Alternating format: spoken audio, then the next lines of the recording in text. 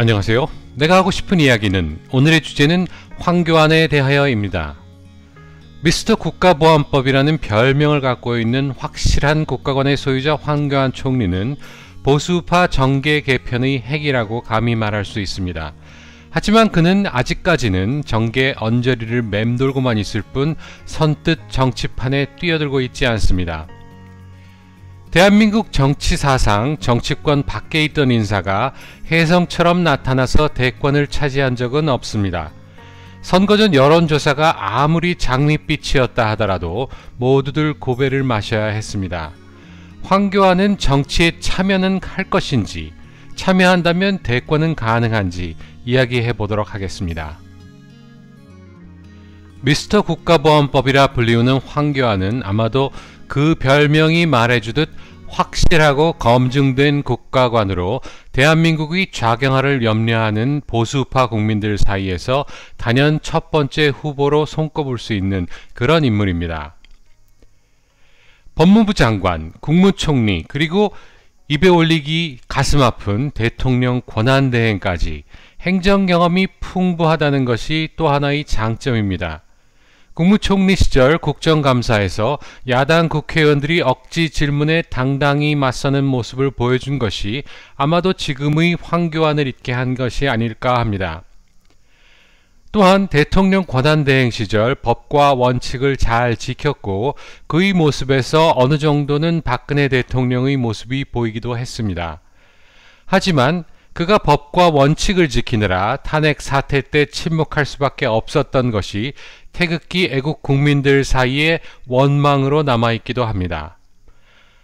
황교안은 공안검사라는 어찌 보면 무시무시한 이력의 소유자이지만 존경할 만한 옆집 아저씨 같은 느낌으로 높은 대중 친화력을 보유하고 있으며 보수파에서 부족한 젊은 지지층들에게 많은 어필을 하고 있다는 장점이 있습니다.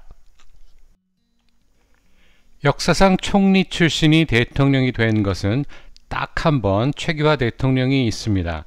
하지만 그것은 그 당시 시대 상황으로 그에게 그저 주어졌던 것일 뿐이고 그 후 선거철이 다가오면 여론조사 앞줄에 이름을 올리던 여러 총리 출신 후보들은 대통령 선거에 입후보조차 못하고 대중들의 기억에서 사라져갔습니다.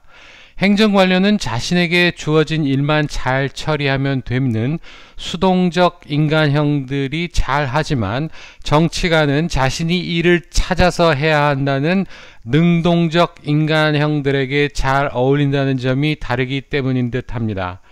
그가 비록 보수파 국민들 사이에서 참신한 후보로 회자되고 있다고는 하나 정치권 내에 세력이 없다는 것은 또 하나의 단점입니다. 홍준표나 김진태처럼 정치권에 있기는 하나 자신이 계파를 꾸릴 만큼의 역량이 되지 못하고 있는 사람들이 겪고 있는 고충보다 더 심하리라 생각합니다. 그에게 있어서 가장 큰 단점은 병역 문제입니다.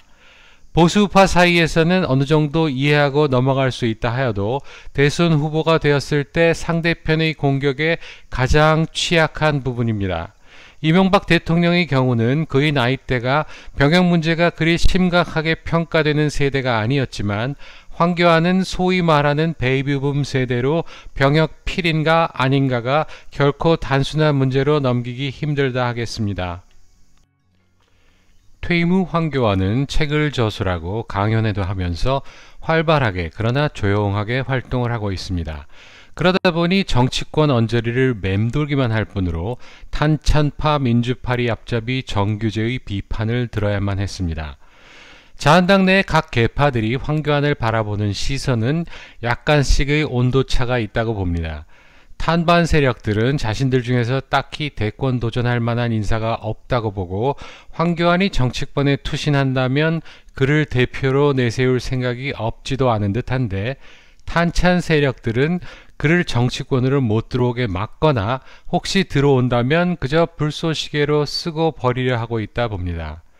벌써 차기 대권은 자신들 것이라는 망상에 3년 후만을 꿈꾸면서 그때까지 절대로 크게 사고만 치지 말고 버티기 하자 하고 있는 것들이 자유한국당의 당권을 차지하고 있는데, 그것들이 방해 공작을 물리치고 자한당의 대권 후보가 된다는 것은 아마도 가능성이 극히 희박하다 생각합니다.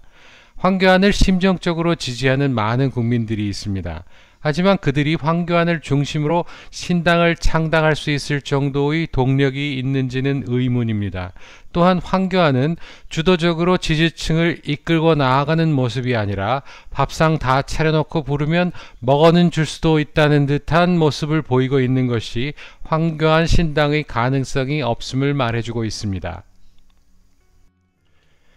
대통령 권한대행을 끝으로 퇴임 후 지금까지 해왔던 대로 책을 저술하고 강연회를 다니면서 젊은 보수 우파들을 양성하는 것에 여생을 바치는 것이 어쩌면 황교안에게는 가장 잘 어울리는 일일 수 있고, 따라서 그가 가장 잘 할 수 있는 일일 수도 있다 하겠습니다.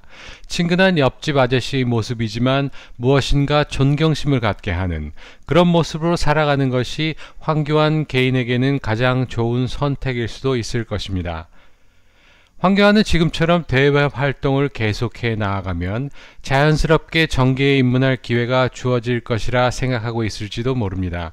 하지만 지금까지 감 떨어지기를 기다렸던 이들에게는 결코 그런 기회가 주어지질 않았습니다. 만일 황교안이 능동적으로 정치에 참여한다고 하면 아마도 보수파 정치권의 가장 경쟁력 있는 대권 후보로 떠오르리라는 것에는 별 의심이 없습니다. 하지만 아직까지 탄핵에 대한 의견 표명이 없었는데 정계에 진출하고자 한다면 그는 우선 탄핵에 대한 자신의 입장 정리가 필요할 것입니다. 아무튼 그가 성공적으로 정치권에 안착할 수 있다면 그것은 보수우파 국민들에게 커다란 희망이 될 것이라 생각합니다. 지금 보수우파들은 내부의 적들과도 싸우며 외부의 적들을 대적해야 하는 아주 힘든 상황에 처해 있습니다. 황교안 총리가 자신의 여생을 조용하게 보내고자 한다 하여도 결코 그를 비난할 이유는 없습니다.